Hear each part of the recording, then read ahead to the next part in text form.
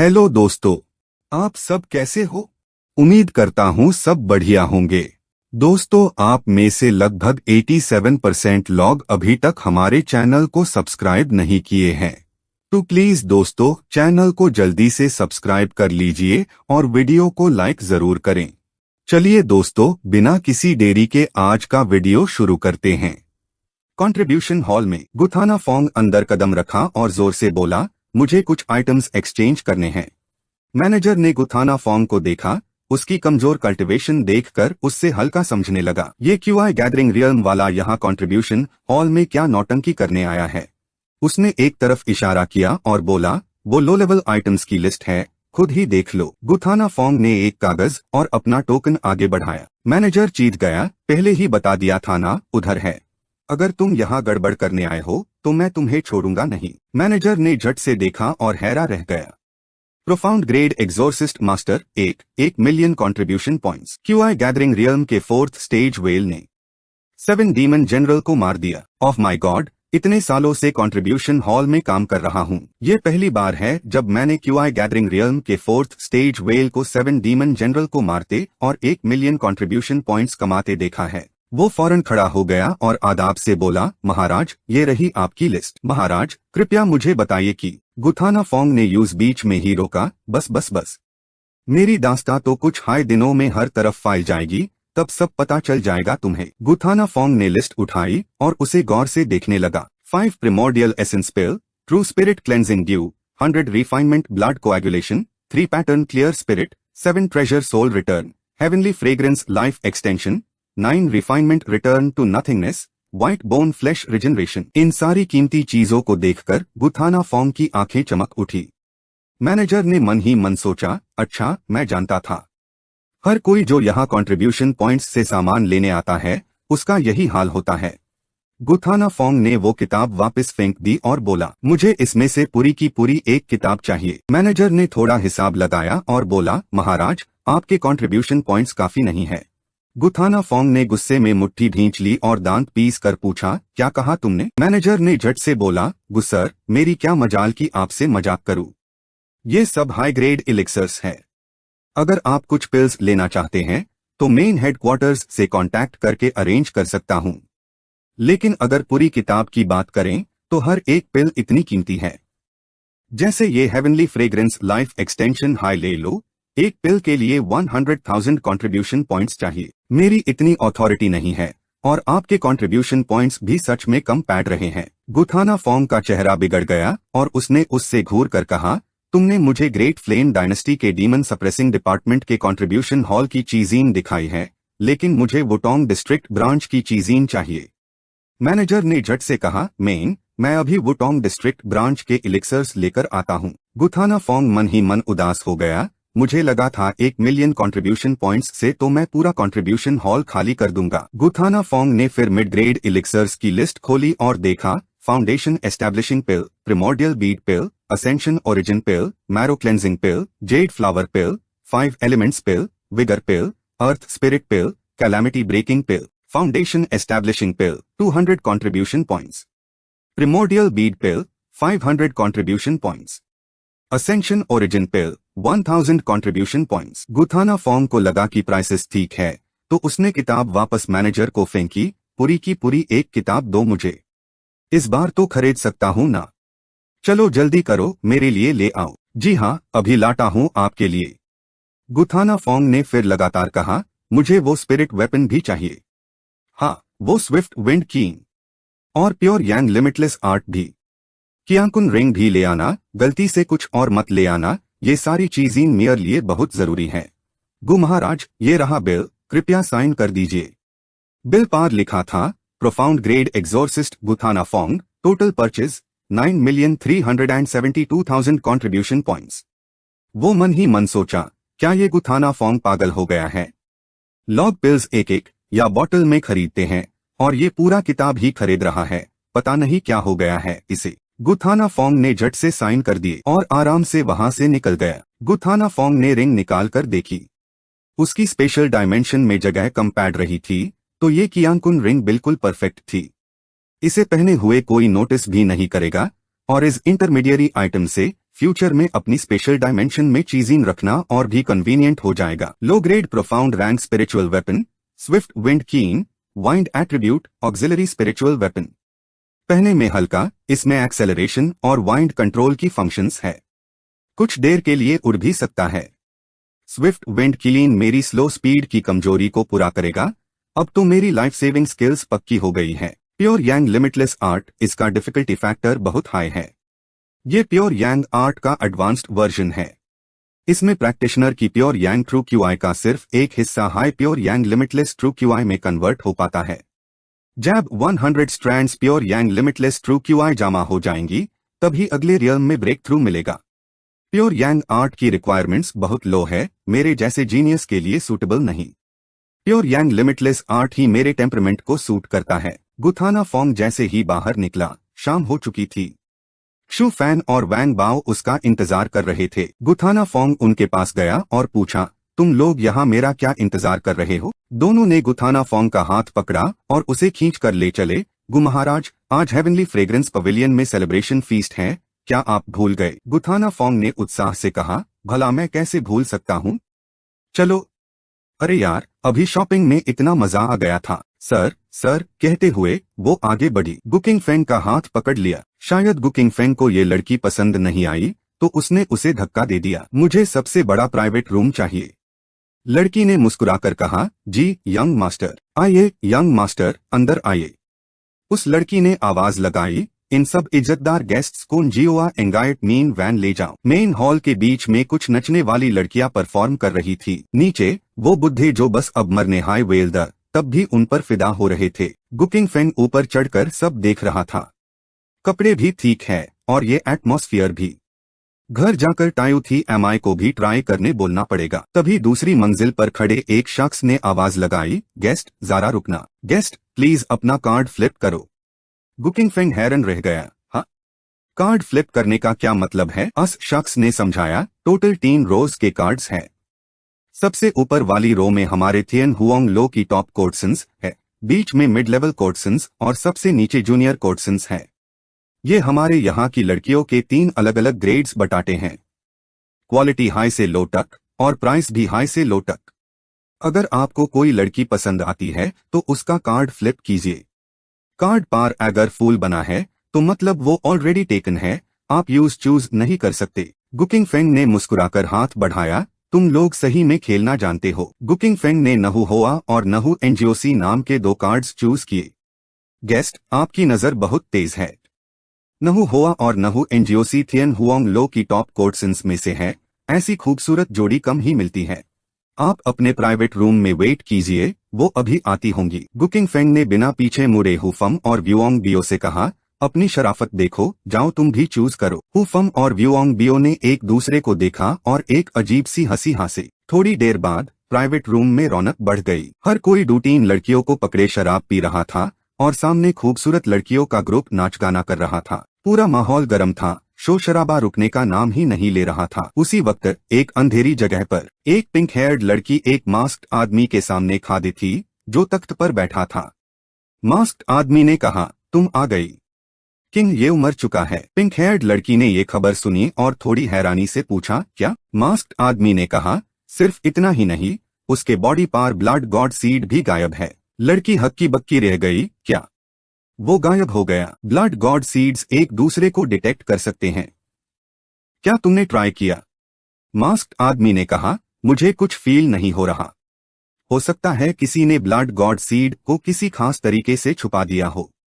हमारा कनेक्शन तोड़ दिया गया है, इसलिए मैं चाहता हूं तुम जाकर इन्वेस्टिगेशन करो। लड़की ने दिलचस्प होकर पूछा, किन येव को किसने मारा? वो गुकिंग फेंग है, डब्ल्यू टोंग डिस्ट्रिक्ट के डीमन सप्रेसिंग डिवीजन का डीमन सप्रेसिंग एमिसरी।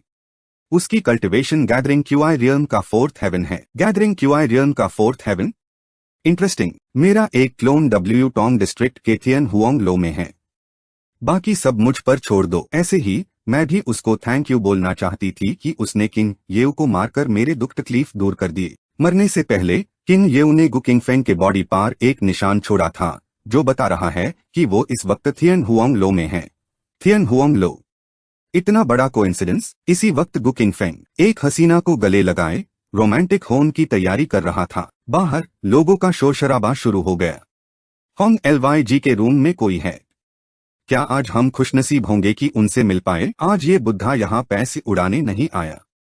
अगर आज होंग एलवाई जी को हंसा सका तो जितना भी खर्चा हो मैं सब दीन को तैयार हूँ। ये सुनकर गुकिंग फेंग ने जल्दी से उस लड़की को दूर धकेला और पूछा, होंग एलवाई जी कौन है? लड़की ने जवाब दिया, वो तो हमारे थियन हुआंग लो की टॉप अट्रैक्शन है। ये सुनते ही गुकिंग फेंग ने उस लड़की में इंटरेस्ट खो दिया, उसकी तरफ देखे बिना आगे बढ़ गया। उस लड़की ने जल्दी से आवाज लगाई, अरे यंग मास्टर, आपने ही तो कहा था कि मेरे में बहुत बैड लक है और आप उससे गुड लक में बदलने में हेल्प करेंगे। अब आप जा क्यों रहे हैं? गुकिंग फेंग ने दांत पीस कर गुस्से में कहा, जब यहाँ एक टॉप अट्रैक्शन है तो तुम जैसे कॉमन चेहरे वालियों को कौन देखेगा? ये आदमी तो गिरगिट से भी तेज रंग बदलता है। गुकिंग फेंग ने कॉरिडोर में भीड़ चिरते हुए रास्ता बनाया और सबकी नजर के साथ ऊपर की तरफ देखा। कुछ लाल रेशमी पट्टियां नीचे गिराई गई और एक आवाज ने ऐलान किया, होंग एलवाई जी गेस्ट्स का स्वागत करने आ रही है। कमरे का दरवाजा खांच खांच की आवाज के साथ खुला। एक लाल आउटफिट में खूबसूरत औरत नजाकत से चलती हुई बाहर आई।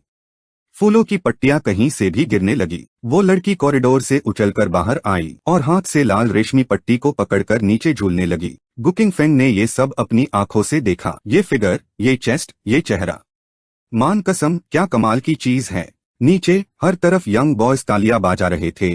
सीटियां बजने की आवाज बैंड ही नहीं हो रही थी। सब लोग फूलों की पट्टियां पकड़ने के लिए हाथ आगे बढ़ा रहे थे। कितनी खुशबू आ रही है। ये तो होंग एलवाई जी की रिबन है।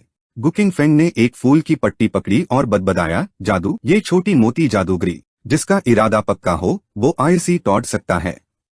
चैन माती, मैं कहता हूँ। गुकिंग फेंग ने गुस्से से पलटकर देखा। वो दोनों नालायक कब से फूलों की पंखुड़ियों को नशे में डूबे देख रहे थे। और वैंग भाव तो हद दही कर गया। उसका मुंह खुला था, राल टपक रही थी। वो फूलों का ध्येय गले लगाए नादानी से हंस रहा था। हा मियर। गुकिंग फेंग ने गुस्से में आकार उसे एक मुक गजब दिया ताकि वो होश में आए। वैंग भाव ने हैरा होकर गाल सहलाए और कहा, क्या हुआ कोडारेन? गुकिंग फेंग ने दांत पीसकर गुस्से से कहा, इतनी मामूली जादूगरी में भी फांस गए? अपनी राल पूछो, मेरी इज्जत मत गवाओ। वैंग भाव ने लंबी सांस लेकर जवाब दिया, अरे कोडारेन, आप इतने सीरियस रहेंगे तो कितने मजेदार पाल छोड़ देंगे। हम यहाँ स्ट्रेस कम करने आए हैं, इतना गंभीर होने की क्या जरूरत। ये कहकर उसने गुकिंग फेंग का हाथ पकड़ा और खींचते हुए ले गया। डारेन। गुकिंग फेंग ने बदबदाया, ऐसा है क्या? वैंग भाव ने सर हिलाकर कहा, थोड़ा सा पैसा खर्च करके अगर असली जिंदगी के सबसे बेड अफसोस को मिटा सकते हैं तो क्यों नहीं। गुकिंग फेंग का दिल पिघल गया, अगर ऐसा है तो मैं भी ट्राई करता हूँ। ये बोलकर वो गैलरी से नीचे कूद गया। वैंग भाव अपनी उंगलियों के बाल चलते हुए उसके पीछे भगा और चिल्लाया, कोडारेन, मेरा इंतजार करो। नीचे शोर शराबा शुरू हो गया था। होंग एलवाई मैडम, प्लीज मैट जाइए। मेन डोंग डब्ल्यू डिस्ट्रिक्ट से 5 दिन 5 रातें घोड़े पर सवार होकर यहाँ आया हूँ, सिर्फ होंग एलवाई मैडम का रूप और अदा देखने के लिए। होंग एलवाई मैडम, मैं आपके लिए जान भी दे दूंगा। तभी एक औरत बाहर आई और बोली, आप सभी मेहमानों का स्वागत है। हमारी होंग एलवाई मैडम अपना डांस पूरा कर चुकी है और आराम करने चली गई है, लेकिन आप सबके पास अभी भी उन्हें देखने का मौका है। होंग एलवाई मैडम ने एक मुश्किल सवाल रखा है। जो भी उसका जवाब देगा वो होंग एलवाई के साथ पीछे के आंगन में रात भर शराब पीने और बातें करने जा सकता है। गुकिंग फेंग ने उत्साह से हाथ उठाया और चिल्लाया, मेन, क्या ये किसी वेब नॉवल की स्टोरी नहीं है? हीरो एक ब्रॉथल में आता है, फिर अपनी पिछली जिंदगी के पड़े हुए शेरों और पहेलियों से सबको हैरा करता है। फिर यूज मालकिन की तारीफ मिलती है। लगता है मेरी किस्मत में भी हीरो बनना लिखा है, तभी ये अच्छी बात मेरे साथ हो रही है। थोड़ी देर की खामोशी के बाद आसपास शोर होने लगा, मैं भी ट्राई करता हूँ। हाँ बिल्कुल। होंग एलवाई के साथ एक हसीन रात बिताने के लिए ये शायरी क्या चीज है। जो इसका जवाब देगा मैं उसको 1000 गोल्ड कॉइन्स दूंगा जवाब खरीदने के लिए। उस लड़की ने एक स्क्रॉल खोला, उसके अंदर कोई लिखावट नहीं थी, बस फूलों की तस्वीरें बनी हुई थीं। सब लोग हैरा होकर मुंह खोले खड़े थे। सब्जेक्ट फूल है। ये तो बहुत इजी है। 1 मिनट में 10 पोम लिख सकता हूँ। आप सभी मेहमान जरा देखिए। उस लड़की ने स्क्रॉल हिलाया और तस्वीर से फूल जैसे जिंदा होकर बाहर निकल आए। आप सभी खास मेहमान, ये होंग एलवाई मैडम की बनाई हुई तस्वीर है, फूलों का खिलना। इसमें सिर्फ 3 फूल असली है, बाकी सब इल्यूजन है। इस बार का चैलेंज है उन 3 असली फूलों को ढूंढना। हर कोई सिर्फ एक फूल चुन सकता है। ये तो शायरी नहीं है, ये तो इल्यूजन पहचानना है। हाँ, ये हमसे मजाक कर रहे हैं क्या? मैं असली फूल खरीदूंगा। 10,000 गोल्ड कॉइन्स। आज तो मेन होंग एलवाई मैडम को देखकर ही रहूंगा। उस लड़की ने जोश के साथ आगे कहा। आखिर में 3 लोग होंग एलवाई से मिलने के लिए पीछे के आंगन जाएंगे। शुरू कीजिए। गुकिंग फेंग ने बदबदाया। होंग एलवाई के लिए मुझे अपना सब कुछ देना होगा। वैंग भाऊ, चलो। वैंग भाऊ उस वक्त भीड़ में असली फूल ढूंढने लगा और चिल्लाया, डारेन, आप धीरे से आओ, मैं पहले जाता हूँ। उसके बाद हर कोई वो फूल उठाकर उस लड़की के पास ले गया जिसे वो असली समझ रहा था, लेकिन उन्हें सिर्फ नामे सर हिलाना मिला, जिस पर वो लोग मायूस होकर वापस चले गए। ये काम गुकिंग फेंग के लिए मुश्किल नहीं था। उसके पास इल्यूजन विजन थी। एक नजर में वो असली और नकली में फर्क कर सकता था। मुझे लगा पता नहीं कितना मुश्किल होगा। गुकिंग फेंग ने उस लड़की को फूल दिखाया। बधाई हो यंग मास्टर, आप पहले हैं जिन्होंने असली फूल ढूंढा है। नीचे खड़े लोग गुस्से में एक साथ बोल पड़े, क्यूआई गैदरिंग रियल्म के 4th स्टेज वाला इल्यूजन कैसे तोड़ सकता है? नामुमकिन। जरूर इसने पैसे देकर पहले से सेट किया होगा। हाँ बिल्कुल। एक क्यूआई गैदरिंग रियल्म के 4th स्टेज वाला मुझ जैसे ट्रू क्यूआई रियल्म वेल से पहले कैसे तोड़ सकता है? पक्का इसने पैसे दिए हैं। टियान एक्सआईएनजी मैंशन वालों ने आईएसी चीट करने दिया है। क्या टियान एक्सआईएनजी मैंशन हमसे मजाक कर रहा है? उस लड़की ने गुकिंग फेंग से कहा, यंग मास्टर, कृपया पीछे के आंगन में तशरीफ लाएं। गुकिंग फेंग अभी अंदर जाने ही वाला था कि एक हाथ ने उसे खींच लिया। गुकिंग फेंग ने पलटकर देखा तो वैंग भाऊ उसे मुस्कुराकर देख रहा था। गुकिंग फेंग ने गुस्से में आकर उसे एक मुक्का मारा जिससे उसकी आंख नीली पैट गई। साला, जब जरूरत थी तब कहीं नहीं था, और अब जब अच्छा मौका मिला है तो आ गया। गुकिंग फेंग अस मेड के साथ पीछे के बाग में चला गया। यंग मास्टर, कृपया रूम नंबर 1 में थोड़ी देर आराम कीजिए, हमारी मैडम अभी आती होंगी। गुकिंग फेंग को तभी दूसरी जगह से भी आवाजें सुनाई दी। यंग मास्टर, कृपया रूम नंबर 2 में थोड़ी देर आराम कीजिए, हमारी मैडम अभी आती होंगी।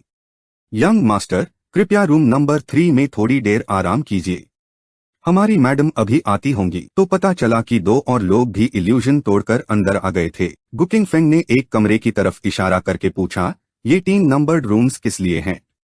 मेड ने जवाब दिया, कमरे में घुसने के बाद भी 2 और दरवाजे हैं। रूम नंबर जवाब दीन के ऑर्डर को बताता है। नंबर 1 से शुरू होकर नंबर 3 पार खत्म। अगर सभी उन्हें भी पार कर पाते हैं तो हमारी मैडम उन तीनों में से किसी एक को चुनेंगी जिससे मिलना है। गुकिंग फेंग ने हंसकर कहा, मैं समझ गया, तुम जा सकती हो। ये क्या खेल है? 3 दरवाजे और उसके बाद 2 और?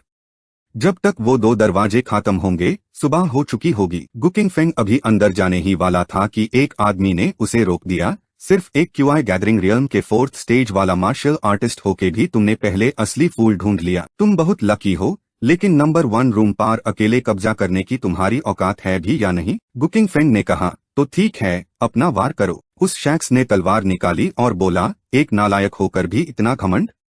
आज मैं तुम्हें तुम्हारी औकात दिखाऊंगा। एक जोर की आवाज हुई। वो गोल्डन बेल शील्ड से रोक दिया गया। वो थोड़ा पीछे हटकर बोला, ये गोल्डन बेल शील्ड तो काफी जबरदस्त है, मेन आईएसी जख्मी नहीं कर सकता। तुम्हारी वो बाहरी शक्ति तो काफी अच्छी है, माना कि कुछ काबिलियत तो है, पर यहाँ बैठने के लिए बस इतनी सी ही काबिलियत काफी है।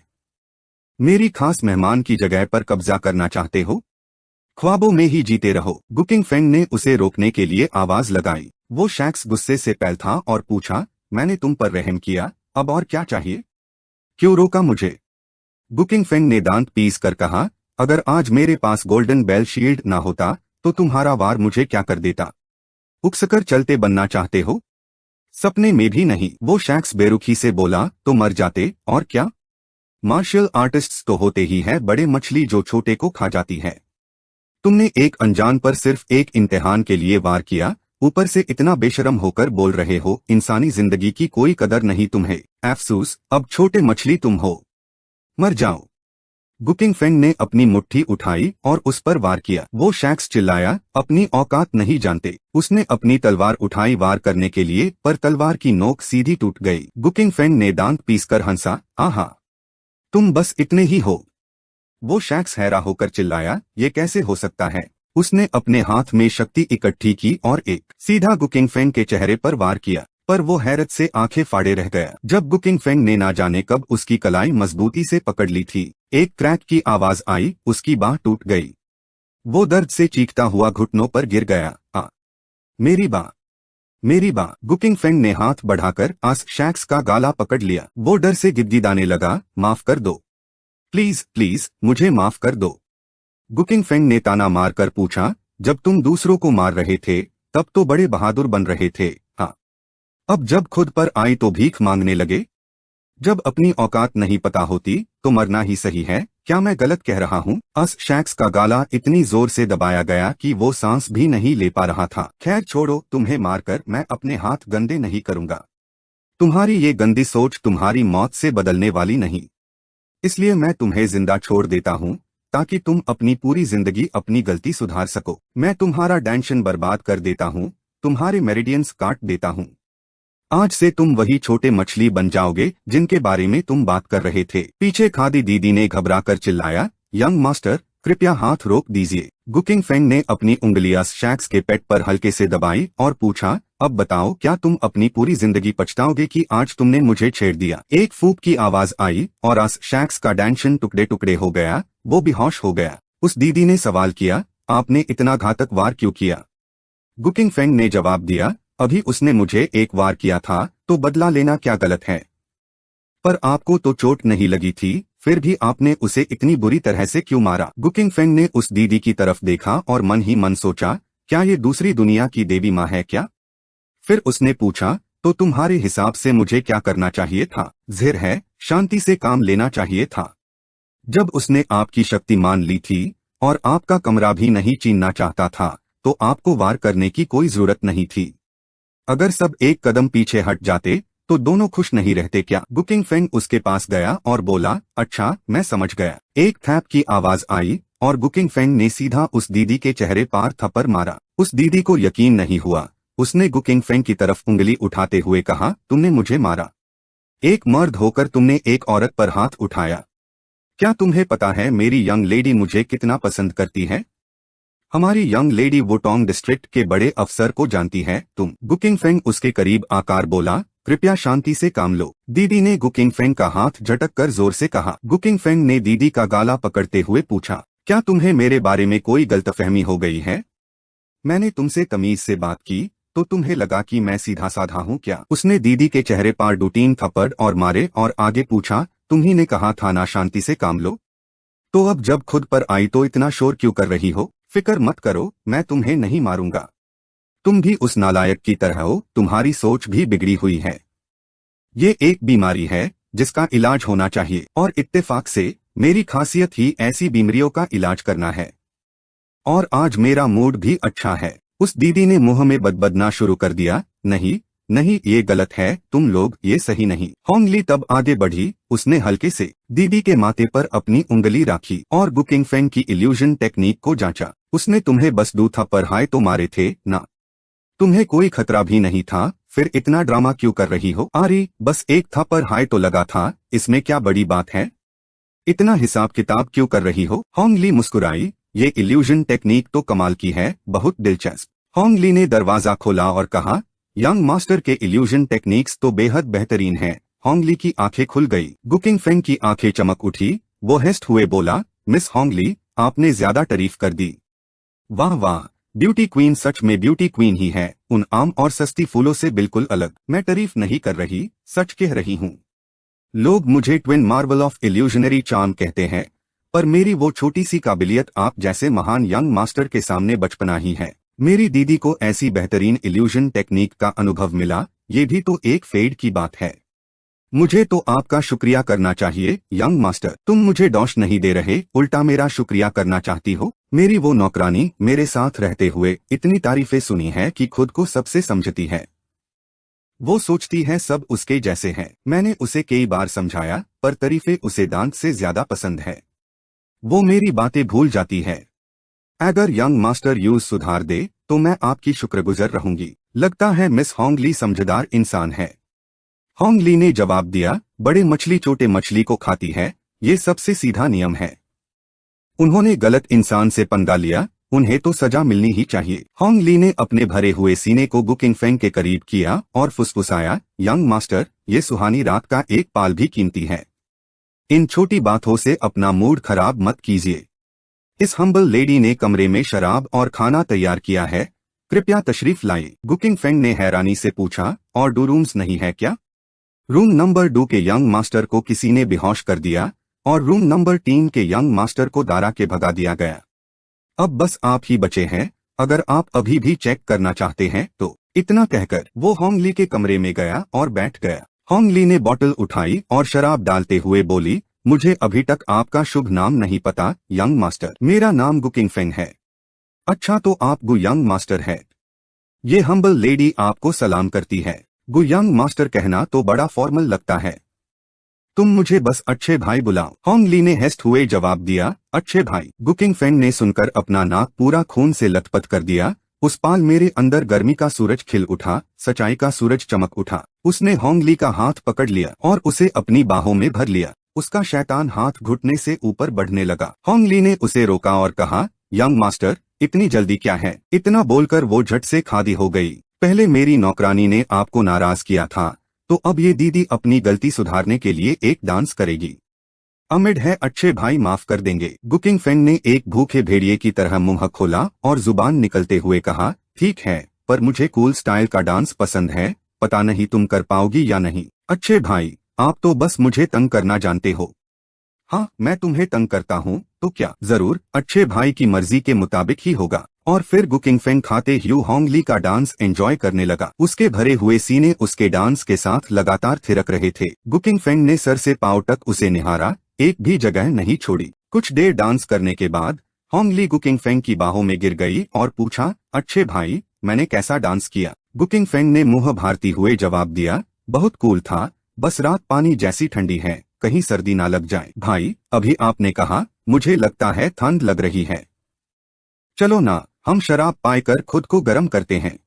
उसने खुद ही एक ग्लास शराब भरी और उसे अपने मुंह में भरकर गुकिंग फेंग के सामने बैठ गई। उसने अपना सर पीछे झुकाकर एक घूंट भरा और पर्पल शराब उसके जिस्म पर गिरकर फैल गई। गुकिंग फेंग चौंक गया, अरे, ये शराब इतने हल्के पर्पल कलर की क्यों है? कहीं जहर तो नहीं? इतना कहकर उसने होंग ली को पीछे धकेल दिया। होंग ली उसकी इस हरकत से हैरान रह गई और बिना तैयारी के धर्म से गिर गई। उसने समझाया, ये शराब जेडाई यांग कहलाती है। आईसी पर्पल कंटेनर में रखा जाता है, जिसे ये हल्के पर्पल रंग की हो जाती है। ये शराब बहुत रेयर है, हजारों गोल्ड के बराबर है। अगर मैं अच्छे भाई के साथ ये सुहानी रात बिताना चाहती हूँ, तो मैं उन्हें नुकसान क्यों पहुंचाऊंगी? और मैं, होंग ली, इतनी मुश्किल से डांस करके पैसे कमाती हूँ, ऐसी कीमती शराब में जहर कैसे मिला सकती हूँ? गुकिंग फेंग ने सर खुजाया, मैंने सोचा नहीं था कि ये शराब इतनी महंगी होगी। होंग ली ने सुनकर गुस्से से दांत पीस। उसकी वो बेवकूफ शक्ल देखकर ही लगता है जैसे कभी कोई अच्छी चीज देखी ही नहीं। गुकिंग फेंग ने उसे उठाते हुए अफसोस से कहा, भाई की गलती हो गई, भाई ने सोचा नहीं था कि दीदी इतनी अच्छी शराब से मेरा स्वागत करेगी। गलतफहमी हो गई, बस गलतफहमी। होंग ली टेबल के पास गई और बोली, अगर ये गलतफहमी है तो क्या भाई एक ग्लास पियेंगे? गुकिंग फेंग थोड़ा हिचकिचाया, इतनी महंगी शराब है, मेन आईसी कैसे पीयू की एलिगेंट लागूं? एक घूंट लूं या पूरा खत्म कर दूं? होंग ली ने जब देखा कि गुकिंग फेंग ग्लास नहीं उठा रहा, तो वो थोड़ी घबरा गई। क्या मैं पकड़ी गई? क्या इसने देख लिया कि मैंने शराब में जहर मिला दिया है? नहीं, ब्लड लिंग लॉन्ग तो बीरंग और बी स्वाद होता है, यूज तो ग्रांड मास्टर भी नहीं पहचान सकते। और ये तो सिर्फ क्यूआई गैदरिंग रियल्म के 4th स्टेज का कमजोर इंसान है। ये सोचते ही होंग ली ने गुकिंग फेंग को बाहों में भर लिया और नखरे से बोली, अच्छे भाई, आप पाए क्यों नहीं रहे? कहीं आपको डर तो नहीं कि मैं आपको जहर दूंगी? मैं अपनी अच्छी दीदी पर शक कैसे कर सकता हूँ? इतना बोलकर उसने होंग ली को पैशनेट किस किया, जिसे उसका चेहरा शर्म से लाल हो गया। उसके बाद उसने शराब का ग्लास पकड़ा और कहा, हसीना के हाथों की शराब, जहर भी हो तो पीऊंगा, पर यह शराब पीने का एक रिचुअल होता है। होंग ली ने उसकी बात सुनकर अपना मुंह ढककर हंसी। गुकिंग फेंग ने शराब के ग्लास को देखा, थोड़ा और एक ही सांस में सारा पी गया। क्या शानदार शराब है! पहली घूंट ठंडी लगे, पार पेट में जाते ही गर्माहट, पूरा जिस्म गर्म हो जाए। जब ये पेट में उतारती है तो बदन को ठंडा करती है, पर दिल को गर्माहट देती है। मेरी प्यारी दीदी, क्या तुम्हें भी यही एहसास हो रहा है? होंग एलवाई हैरा रह गई, ये अभी तक बेहोश क्यों नहीं हुआ? कहीं मैंने कम क्वांटिटी तो नहीं दी थी? होंग एलवाई मुस्कुराते ह्यू डू और ग्लास शराब के ले आई। मेरे प्यारे भाई, तो फिर ये एक और ग्लास पाए लो ना। गुकिंग फेंग ने सर हिलाया और शराब का ग्लास पकड़ लिया। सिस्टम की आवाज गूंज उठी। होस्ट पार शैडो डीमन का हमला हुआ है। Poison resistance +1000। मुबारक हो, होस्ट ने इम्यूनिटी टू ऑल पॉइजन्स का टैलेंट हासिल कर लिया है। गुकिंग फेंग ने अपनी आंखें पतली की। उसने शराब के ग्लास की तरफ इशारा किया। इस शराब में जहर है दीदी, तुम और मत पीना। मेरे प्यारे भाई, ऐसे डराया मत करो ना।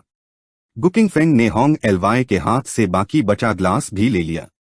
एक राइटियस एक्सप्रेशन के साथ वो बोला, मैं पीऊंगा। टिंग। होस्ट पार शैडो डीमन का हमला हुआ है। Poison resistance +1000। होंग एलवाई को चुपके से पसीना आ गया। गुकिंग फेंग को देखते हुए उसने सोचा, ये आदमी पागल है क्या? सिर्फ इसे शैडो डीमन को कैसे मारा जा सकता है? कहीं मेरी खुफिया रिपोर्ट गलत तो नहीं है?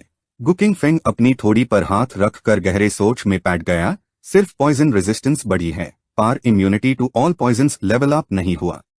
उसने सोचा, लगता है अभी और नहीं पिया मैंने। होंग एलवाई उसकी ये बात सुनकर बिल्कुल दंग रह गई। गुकिंग फेंग ने शराब की बोतल उठाई और गटकने लगा। उसके एट्रीब्यूट पॉइंट्स लगातार साव बढ़ते गए। टिंग। पॉइजन रेजिस्टेंस अपनी हद तक पहुंच चुकी है। मुबारक हो, होस्ट ने डिवाइन पॉइजन इम्यूनिटी का टैलेंट हासिल कर लिया है।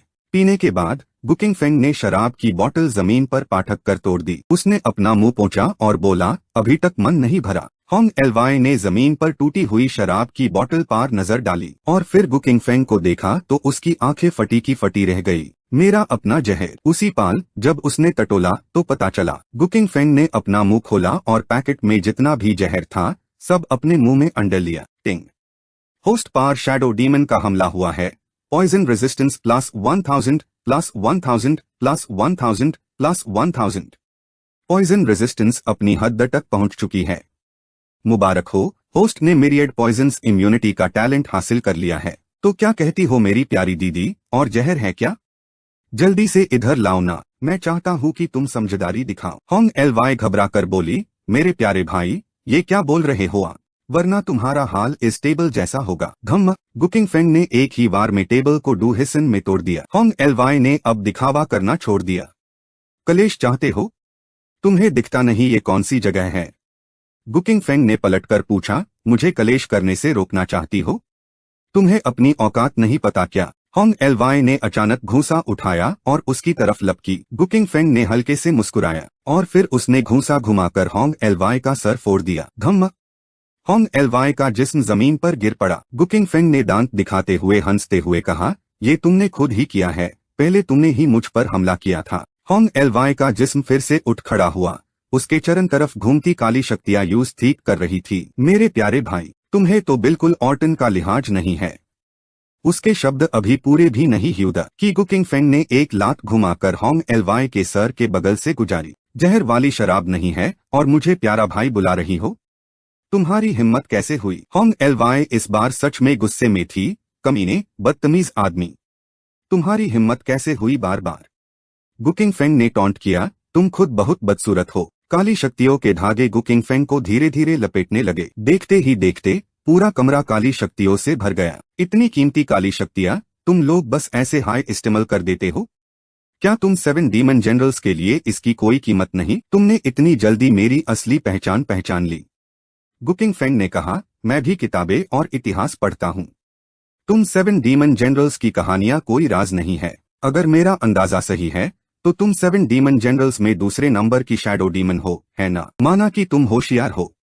मुझे फर्क नहीं पड़ता कि तुमने इस बेवकूफ शैडो डीमन को कैसे मारा, पर आज तुम इतनी किस्मत वाली नहीं रहोगी। इतना कहते ही शैडो गायब हो गई। गुकिंग फेंग ने अपनी तलवार निकाल ली और होशियारी से चरण तरफ देखा। शैडो गुकिंग फेंग के ठीक पीछे जाहिर हुई और उसने तलवार से वार किया, पर गुकिंग फेंग ने बिना पलटे ही अपनी तलवार पीछे की तरफ उठाकर रोक दिया। जैसे ही गुकिंग फेंग पैर था, शैडो फिर से काले धुएं में बादल कर गायब हो गई। वो शैडो फिर से गुकिंग फेंग के पीछे जाहिर हुई और उसने गुकिंग फेंग की पीठ पर एक तेज वार किया। डिंग। होस्ट पार शैडो डीमन का हमला। Shadow attribute +100। गुकिंग फेंग ने बदबदाया, शैडो एट्रीब्यूट ये क्या बाला है? उसने अपनी आंखें बंद की और महसूस करने लगा। जब उसने फिर आंखें खोली, उसने अपनी तलवार सीधी शैडो की तरफ घुमाई। खुशकिस्मती से वो अपना सर पीछे झुकाकर भाग गई। शैडो हैरान रह गई, कुछ समझ नहीं पाई कि क्या हुआ। गुकिंग फेंग ने फिर तलवार नीचे की तरफ चलाई और शैडो झटके से एक तरफ हट गई। गुकिंग फेंग ने तलवार की नोक घुमाई और एक शैतानी मुस्कान दी। दूसरे हाथ से तलवार के हैंडल पार वार किया, जिसे वो तेजी से आगे बढ़ी। स्वुश! तलवार शैडो के चेहरे से गुजरी। गुकिंग फेंग ने टॉन्ट किया, कहीं ये नंबर 2 की पोजीशन तुमने सेटिंग से तो नहीं बनाई? मुझे तो लगता है तुम किन येऊ से भी बेकार हो। उसको हरना भी इसे ज्यादा मुश्किल था। क्या तुम सच में 7 डीमन जनरल्स की सेकंड इन कमांड हो? ऐसा ही है क्या? शैडो मुस्कुराई। ओहो, तो मेरे प्यारे भाई ने मुझे इतना कमजोर समझा। अगर ऐसी बात है तो ये छोटी सी शैडो अब अपना असली जलवा दिखाएगी, सिर्फ अपने भाई के सामने। शैडो ने वो परत उतार दी जो उसने पहनी हुई थी। गुकिंग फेंग ने जब देखा तो उसके होश उड़ गए। ओह माँ, ये क्या चीज है? मैं अभी तो। शैडो ने पूछा, कैसा लगा मेरे प्यारे भाई? क्या तुम्हें शैडो का ये नया रूप पसंद आया? गुकिंग फेंग ने उल्टी रोकने के लिए अपना मुंह ढक लिया और उंगली से इशारा करते हुए पूछा, आखिर तुम हो क्या, लड़का या लड़की? शैडो ने जवाब दिया, मेरे प्यारे भाई, क्या तुम्हें लगता है शैडोज में भी लड़का लड़की होते हैं? ये जवाब सुनते ही गुकिंग फेंग ने दीवार का सहारा लिया और उल्टी कर दी। साला, मैंने एक ऐसे चीज के साथ टंग किस किया जो ना लड़का है ना लड़की। Damn it! तू तो गई काम से, शैडो। माँ कसम, अब समझ आया कि ये तुझे इतना बेवकूफ क्यों कहता था। एक ऐसी चीज जिसे ना जेंडर की समझ है, उसको क्या नाम दूं मैं? वन वर्ड सन फ्लेम स्वॉर्ड। गुकिंग फेंग ने एक वार किया और शैडो मुस्कुराते हुए तलवार को अपने अंदर से गुजरने दिया। प्यारे भाई, मेरी ये बॉडी कैसी लगी? कामिनी, चुप हो जा, बेकार है। तलवार से शैडो को नुकसान नहीं पहुंचाया जा सकता। या तो मेरी बात मान ले या अपनी जान दे दे। शैडो ने जैसे ही अपनी बात खत्म की, उसका शरीर ठीक होने लगा। गुकिंग फेंग ने सोच कर कहा, एलिमेंटलाइजेशन? शायद कोई चीज ऐसी होगी जो इस पार असर करे। गुकिंग फेंग ने अपनी तलवार निकाली और एक वार किया। Green would trap. वुश! कई जादिये फाइल कर शैडो के आर पार हो गई। शैडो को कोई फर्क नहीं पड़ा और वो हा करके हंस पड़ी। तुम अभी तक नहीं समझे?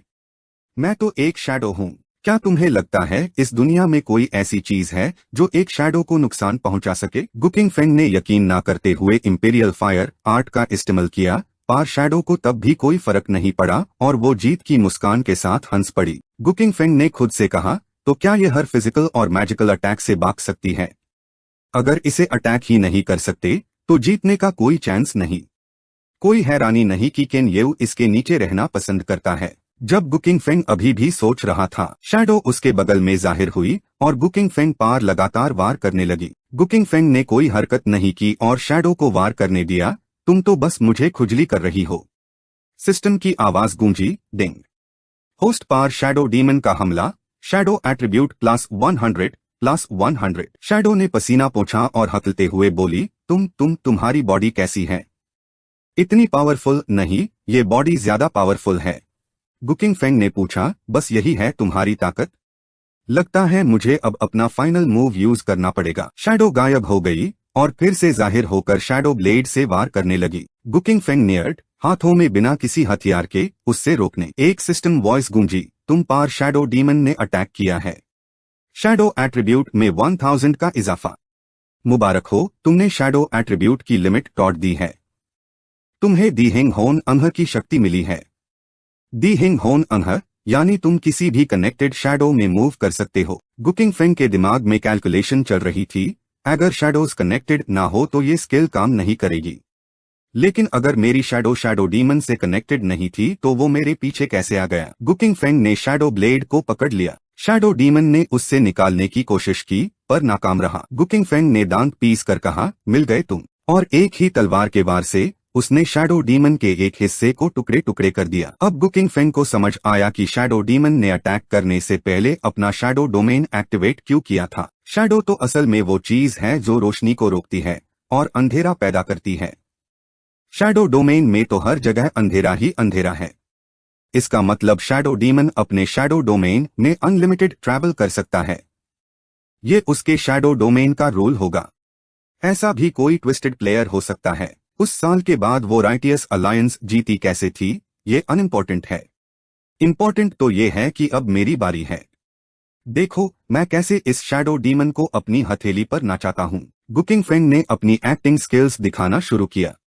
वो लड़खड़ा कर पीछे हटा। अरे बाप रे, ये क्या हो गया?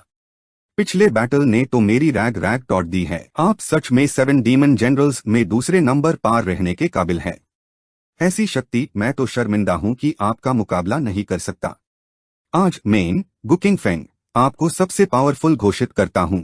शैडो डीमन ने अटैक नहीं किया। वो अपने मन में कैलकुलेशन कर रहा था। मेरा शैडो डोमेन मेंटेन करने के लिए एनर्जी कम पैड रही है और सुबह भी होने वाली है। मुझे जल्दी से यहां से निकलना होगा और इस अजीब चीज से बाद में डील करना होगा। जब उसने शैडो डीमन को मुड़कर जाते देखा तो गुकिंग फेंग ने जल्दी से कहा, भाई तुम्हारी एक्टिंग स्किल्स तो कुछ ज्यादा हाई ओवर द टॉप है। मैं तो इसे एंजॉय नहीं कर पा रहा। कोई रिस्पॉन्स ना देखकर गुकिंग फेंग गुस्से में उठकर बैठ गया। क्या तुम्हें पता भी है एक्टिंग किसे कहते हैं?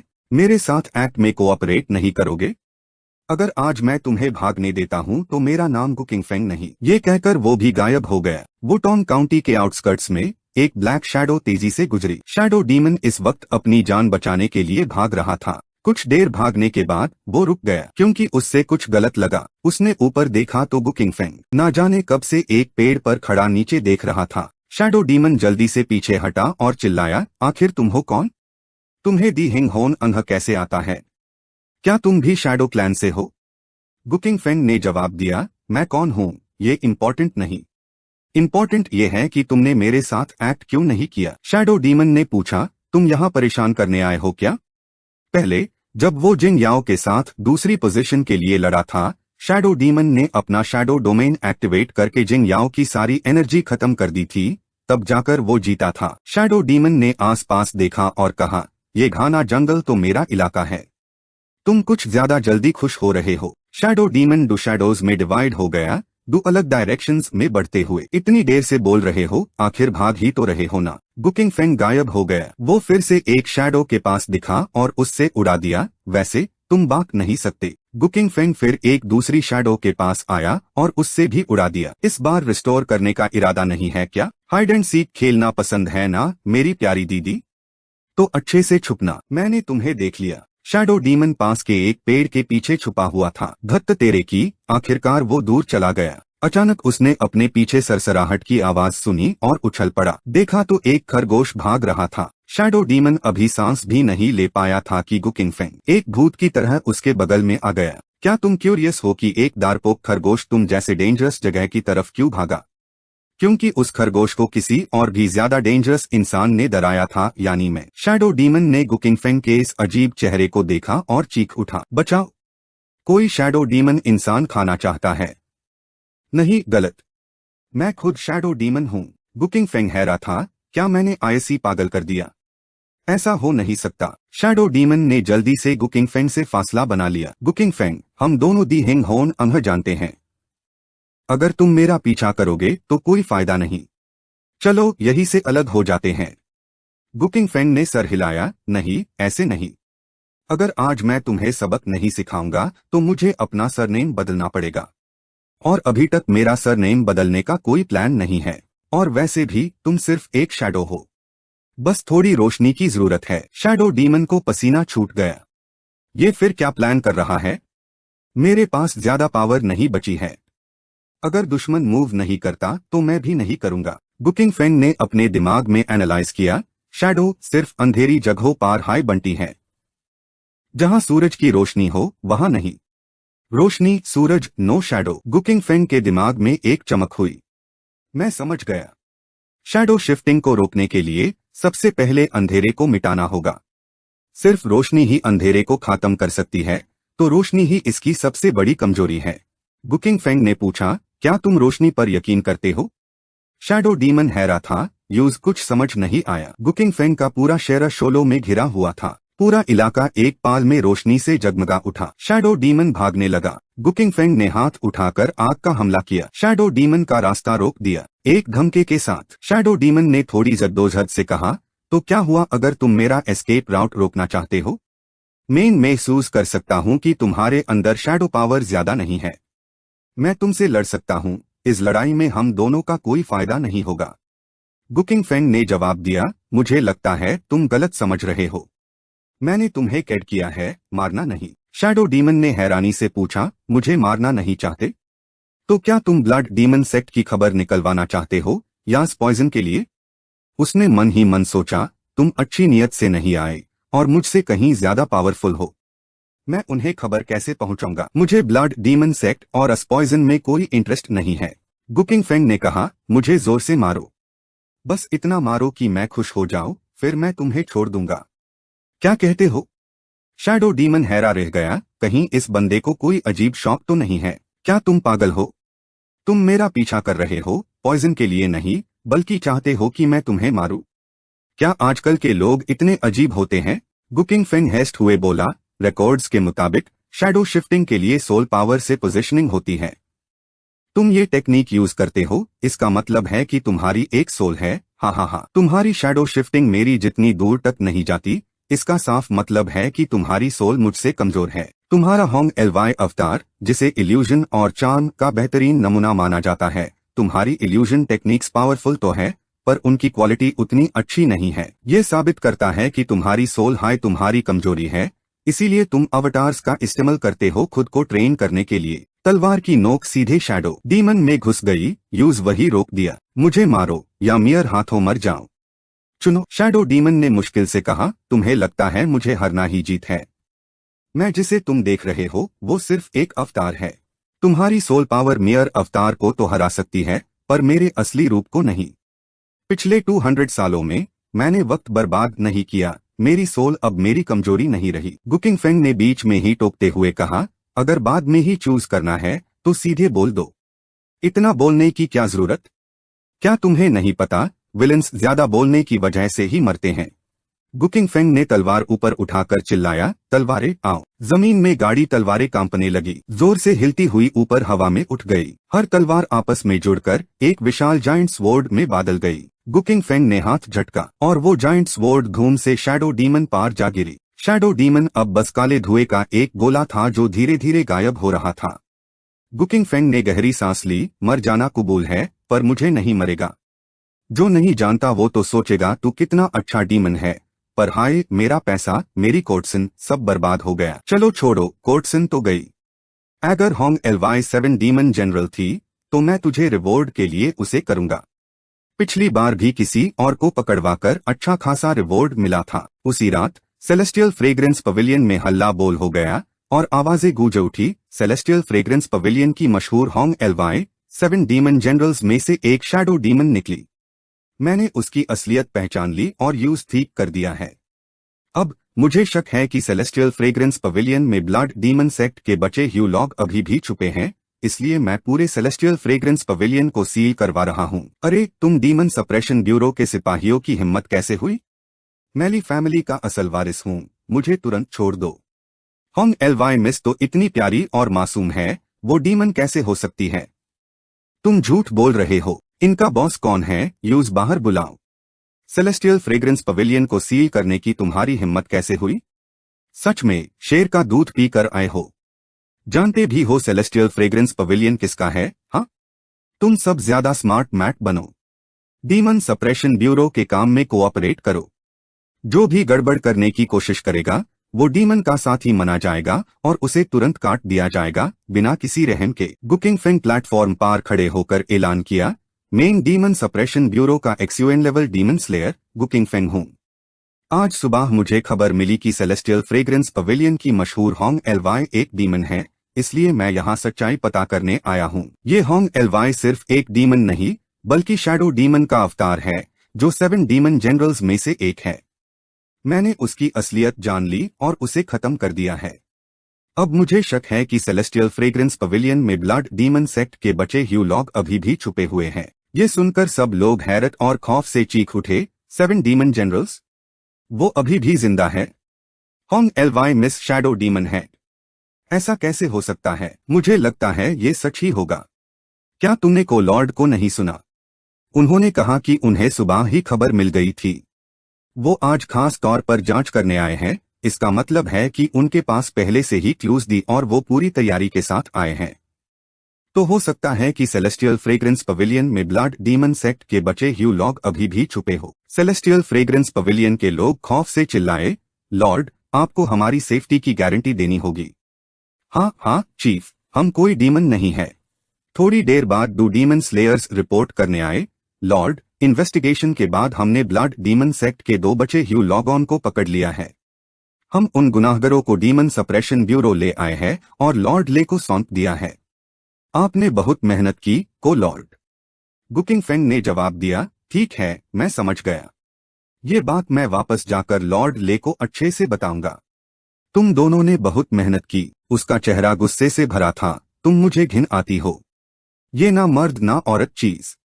मैं तुम्हारा पूरा अड्डा तबाह कर दूंगा। इसी वक्त फैट वैंग और मैडम ने आवाज लगाई, को लॉर्ड। गुकिंग फेंग ने पलटकर पूछा, क्या हुआ? जो भी है, आराम से कहो, हाथ पांव मत चलाओ। क्या पता तुम किस अजीब मॉन्स्टर में बादल गए हो? मुझे हाथ मत लगाना। अस मैडम ने एक रुमाल गुकिंग फेंग के सीने में घुसा दिया। फैट वैंग उदास सा होकर उन दोनों को ऐसे अजीब काम करते हुए देख रहा था। मैडम शर्मा कर गुकिंग फेंग को धक्का दे दिया। फैट वैंग को लगा कि गुकिंग फेंग अब मौज करने वाली है, तो उसने समझदारी दिखाते हुए कहा, को लॉर्ड, मुझे अभी याद आया कि स्कॉलर क्षु को मुझसे कुछ काम था, तो हम ये सब होने के बाद डीमन सप्रेशन ब्यूरो खुद ही वापस चले जाएंगे, ठीक है? उसने मन में सोचा, माँ कसम, मास्टर गु, यहाँ भी आपका हथियार चल गया। कमाल करते हो। अब से जहाँ मास्टर गु और कोई हसीना हो, मैं उसके पास भी नहीं जाऊंगा। गुकिंग फेंग ने सर हिलाया और बोला, तुम जा सकते हो। फैटी वैंग उसके बाद घबराए ह्यू क्षू फैन को पकड़कर वहां से निकल गया। गुकिंग फेंग और मैडम एक सुनसान जगह पर गए। बोलो, क्या बात है? मैडम ने जवाब दिया, हम तो बस चाहते हैं मास्टर गु, आप हमारे टायनेक्सियन टावर की तारीफ लॉर्ड ली के सामने करें। गुकिंग फेंग ने अपनी जेब से एक रेशमी रुमाल निकालकर हिलाया, जैसे कह रहा हो कि अंदर कुछ नहीं है। मैडम समझ गई और मुस्कुराते हुए बोली, मास्टर, इतनी जल्दी क्या है? देखिए तो ये क्या है? मैडम ने अपने सीने से एक 10,000 टेल का नोट निकालकर हिलाया। मास्टर गु, प्लीज। गुकिंग फेंग ने मैडम की थोड़ी उठाते हुए कहा, इतनी सी सिंसेरिटी से काम नहीं चलेगा। इस बार जो हंगामा हुआ है, उसने मुझे बहुत डरा दिया है। अब मुझे थोड़ी रेस्ट चाहिए, ताकि मैं ठीक हो सकूं। ये कहकर वो पलटकर चली गई। मास्टर गु, जब आप फ्री हो जाओ, तो टायनेक्सियन टावर में कार मुझसे मिलना, प्लीज। सिर्फ आपका वो दिल को सुकून दीन वाला असर हाय मुझे थोड़ा चैन दे सकता है। गुकिंग फेंग ने अपना सीना थपथापते हुए कहा, ऑफ कोर्स, ऑफ कोर्स। भले ही मैं उस फ्लावर क्वीन के साथ रात ना बिता सका, लेकिन ये कमाई भी बुरी नहीं है। उसके बाद डीमन सप्रेशन डिपार्टमेंट ने एक पब्लिक अनाउंसमेंट जारी किया कि गुकिंग फेंग ने दुश्मनों को पहचानकर लोगों की रक्षा की है और इसके लिए उन्हें 10,000 मेरिट पॉइंट्स का इनाम दिया जाता है। टायनेक्सियन टावर ने 7 डीमन जनरल्स को छुपाया था, इसलिए अब से उसका बिजनेस बैंड रहेगा, सुधार के लिए। और अगर फ्यूचर में किसी को ब्लड डीमन सेक्ट के बचे ह्यू लॉगॉन की कोई खबर मिलती है, तो डीमन सप्रेशन डिपार्टमेंट को इन्फॉर्म करें, उन्हें बड़ा इनाम मिलेगा। वुटोंग डिस्ट्रिक्ट ब्रांच। कुछ दिन बाद एक शाही फरमान जारी हुआ। स्वर्ग की इच्छा से शहंशाह का ये आदेश है कि गुकिंग फेंग ने दुश्मनों की असली पहचान की, लोगों की रक्षा की और ब्लड डीमन सेक्ट के बचे हुए खतरनाक लोगों को पकड़ने में अपनी जान तक दांव पर लगा दी। इसलिए उन्हें बैरन का खिताब दिया जाता है। सोने चांदी के जेवर से भरा एक सैंडुक और एक शाही महल इनाम में दिया जाता है। इस फरमान को स्वीकार किया जाए। गुकिंग फेंग हैरानी से शाही फरमान को थामे हुए था, कहीं मैं सपना तो नहीं देख रहा। यूनक ने जवाब दिया, नहीं मास्टर, ये बिल्कुल सच है। हम कितने भी बहादुर क्यों ना हो, शाही फरमान को झूठा बनाने की हिम्मत नहीं करेंगे। अगर आपको मौका मिले तो महल में आकार शहंशाह का शुक्रिया अदा करना मत भूलिएगा। गुकिंग फेंग ने हाथ जोड़कर कहा, शुक्रिया यूनक सर, याद दिलाने के लिए। जब आप बुलंदियों को छूओगे तो हमें मत भूल जाना। हाँ, गुकिंग फेंग ने फौरन भरोसा दिलाया, मैं किसी को भी भूल सकता हूँ, पर आपको नहीं यूनक सर। जब वो लोग चले गए तब गुकिंग फेंग पैल था और बोला, फैटी वैंग, बुकवॉर्म, तुम दोनों सारा सामान मेरे घर ले जाओ। मैं तुम्हारे साथ नया महल बाद में देखूंगा। मास्टर गु, आप कहाँ जा रहे हैं? गुकिंग फेंग ने सीरियसली जवाब दिया, कल्टिवेशन। कुछ देर बाद टेबल पर नरिशिंग ओरिजिन पिल और ट्रू ओरिजिन इलिक्सर की बॉटल्स पड़ी हुई थी। गुकिंग फेंग एक पानी के टब में बैठकर कल्टिवेशन कर रहा था और सिस्टम की आवाज गूंजी, बधाई हो होस्ट, आपने क्यूआई गैदरिंग रियल्म के 5th लेयर में ब्रेक थ्रू कर लिया है। बिल्कुल सही। ट्रू ओरिजिन इलिक्सर की वजह से कल्टिवेशन पहले से तेज हो गई है। प्योर यांग क्यूआई भी लिमिटलेस क्यूआई में बदल गई है और फाउंडेशन पहले से कहीं ज्यादा मजबूत हो गया है। बुरा नहीं, बुरा नहीं। उसने अपनी हथेली खोली और एक एनर्जी स्ट्रीम ऊपर उठी। ये लिमिटलेस क्यूआई हाई थी। उसके अंदर की एनर्जी फिर से उफान उठी और उसके नीचे का पानी उबलते हुए खून जैसा लाल होने लगा। गुकिंग फेंग ने खुद को शांत किया और अपनी एनर्जी को स्टेबल किया। ये क्या हो रहा है? क्या मैं एक नए रियल्म में ब्रेक थ्रू करने वाला हूँ? छोड़ो, पहले कल्टिवेशन, बाकी बाद में देखेंगे। नीचे का पानी तेजी से उबलने लगा। गुकिंग फेंग चीखा और एक काला ड्रैगन उसके सर के ऊपर मैंड्रेन लगा। सिस्टम की आवाज गूंजी, बधाई हो होस्ट, आपने फ्लड ड्रैगन ब्लड लाइन को अवेकन कर लिया है। गुकिंग फेंग ने हैरत से पूछा, ऐसा भी हो सकता है? मेरी ब्लड लाइन एक इतनी शानदार काली फ्लड ड्रैगन की है। क्या इस दूसरी दुनिया में भी ड्रैगन डिसेंडेंट की आइडेंटिटी काम आएगी? सिस्टम ने कहा, होस्ट ध्यान दे, जो ब्लड लाइन आपने अवेकन की है वो फ्लड ड्रैगन ब्लड लाइन है, ट्रू ड्रैगन ब्लड लाइन नहीं। ये उससे एक रैंक नीचे है। हैरानी नहीं कि इसके सिर्फ 2 क्लॉस है। लेकिन सिस्टम, फ्लड ड्रैगन इंसान नहीं है, तो क्या ये डीमंस में काउंट होगा? सिस्टम ने जवाब दिया, हाँ काउंट होगा। गुकिंग फेंग फिर से अपने दिमाग में टीयर कमांड चलाने लगा। अगर फ्लड ड्रैगन डीमन है और मेरे पास फ्लड ड्रैगन ब्लड लाइन है, तो क्या मैं भी डीमन हूँ? तो क्या इसका मतलब है कि मैं खुद को ही मारकर और ताकतवर बन सकता हूँ? सिस्टम ने उसके इन बुरे ख्यालों को तुरंत तोड़ते हुए कहा, होस्ट आप सिर्फ एक इंसान है जिसके पास फ्लड ड्रैगन ब्लड लाइन का एक छोटा सा हिस्सा है। आप फ्लड ड्रैगन ब्लड लाइन इसलिए इनहेरिट कर पाए क्योंकि आपके पूर्वजों ने फ्लड ड्रैगन का खून पिया था और जिंदा बाग गए थे। गुकिंग फेंग पार जैसे ठंडा पानी डाल दिया गया हो, वो बदबदाया, एक आदमी एक ही जगह पर 2 बार ऐसे मुरझा सकता नहीं। एक छोटा सा रिमाइंडर, होस्ट की फ्लड ड्रैगन ब्लड लाइन का एक हिस्सा जाग गया है, इसलिए अभी होस्ट के पास सिर्फ फ्लड ड्रैगन की ताकत है। जैब ब्लड लाइन की कॉन्सेंट्रेशन बढ़ेगी, तैब फ्लड ड्रैगन की एबिलिटीज भी मिल जाएंगी। अगर अच्छे से कल्टिवेट किया तो डीमन ब्लड लाइन वाली टैलेंट मिलेगी जिसे तुम्हारी ताकत बड़े बड़े एक्सपर्ट्स से भी कहीं ज्यादा होगी। तो इसलिए ब्लड डीमन सेक्ट उस वक्त इतना पावरफुल था। उनके पास 7 टॉप टियर ल्यूनेटिक्स द फिर भी राइटियस अलायंस ने, जिसे डीमन सप्रेसिंग डिवीजन लीड कर रहा था, उन्हें हरा दिया। शायद इसका राज ये ब्लड लाइन अवेकनिंग वाले लोग हैं। ये तो वही हुआ, रक्षासोन को गुरु बनाकर उन्हीं से रिश्ता बना लिया। रुको, क्या ब्लड लाइन कई बार अवेकन हो सकती है? गुकिंग फेंग झट से खड़ा हो गया। इस बार ब्लड लाइन कॉन्सेंट्रेशन बढ़ाने में ब्लड गॉड ऑर्ब ने मदद की। अगर आगे और बढ़ानी है तो सबसे अच्छा तरीका ब्लड गॉड ऑर्ब इकट्ठा करना ही है। ठीक है, अब तो ब्लड डीमन सेक्ट से सीधा टक्कर लेनी ही पड़ेगी। गुकिंग फेंग पानी के टब से बाहर निकला और उसने एक लंबी जबाई ली। मुझे ब्लड डीमन सेक्ट की खबर लेनी पड़ेगी और डीमन ब्लड लाइन इनहेरिटेंस के डॉक्यूमेंट्स भी ढूंढने होंगे। उसी वक्त ग्रेट यान डायनेस्टी के 4 बड़े परिवारों में से एक, वो फैमिली में एक सेफ्ट बालों वाले बुजुर्ग जो मेडिटेशन कर रहे थे, उनकी आंखें खुली और उन्होंने अपने हाथ में मौजूद गहरे लाल रंग की एनर्जी को देखा। वो एनर्जी फिर एकदम से भड़की और उसमें एक धुंधली सी तस्वीर बनी जिसमें जगह साफ नजर नहीं आ रही थी। बुजुर्ग ने कहा, जाओ पेट्रियार्क को यहाँ बुलाओ। बगल में खड़े शैक्स ने जवाब दिया, जी एंसेस्टर। थोड़ी देर बाद कोई अंदर आया और पूछा, एंसेस्टर आपने मुझे बुलाया? ब्लड लाइन में हलचल है 5000 माइल्स पूरब से। शायद ये हमारे परिवार का कोई बिछड़ा हुआ वंशज है जिसने dragon God blood line awaken की है और अवेकनिंग का लेवल अभी कम है। ड्रैगन गॉड ब्लड लाइन को बाहर भटकते नहीं छोड़ सकते। तुम किसी को भेजकर उसे वापस ले आओ। पेट्रियार्क ने बुदबुदिया, 5000 माइल्स पूरब तो शायद वुटोंग काउंटी के एरिया में है। लगता है ये वही अपराधी खून के वंशज है। हैरानी है, इतने सालों बाद भी उनकी जनरेशन जिंदा है। बुजुर्ग ने कहा, अब उनके पास वापस आने का मौका है। ये परिवार का बहुत बड़ा एहसान है। तुम जाओ। हो पेट्रियार्क ने अदब से जवाब दिया, जी एंसेस्टर। हो पेट्रियार्क ने मन ही मन सोचा, बिना परिवार की मदद के खुद ब्लड लाइन अवेकन कर ली। इस शैक्स में कुछ टैलेंट तो है, पर अफसोस ये अपराधी खून का है। अब इसका जिंदा रहना जरूरी नहीं है। उसने चैट पार बैठे एक शैक्स को आवाज दी, वुटोंग काउंटी जाओ। उस शैक्स ने हुक्म माना और पलक झपकते ही गायब हो गया। डीमन सप्रेसिंग डिवीजन वापस चलते हैं। गुकिंग फेंग के एक हाथ में ट्रू एसेंस पिल थी और दूसरे हाथ से वो किताब खोल कर पढ़ रहा था। ग्रेट यान डायनेस्टी में डीमन ब्लड लाइन की विरासत अलाउड है। अगर कोई इंसान डीमन ब्लड लाइन अवेकन करता है तो उसके पूर्वजों ने जरूर डीमन का खून पिया होगा और जिंदा बचे होंगे। डीमन ब्लड लाइन अब तक फैल चुकी है। ग्रेट यान डायनेस्टी के हर कोने में अलग अलग पहचान के लोग हैं जिनके पास डीमन ब्लड लाइन है। डीमन ब्लड लाइन अवेकन करने वाले लोग नोबल भी हो सकते हैं और तो और रॉयल फैमिली से भी। तो दोस्तों, आज के लिए इतना ही। फिर मिलेंगे नए एपिसोड में। तब तक सब लोग ठीक रहना। Bye bye.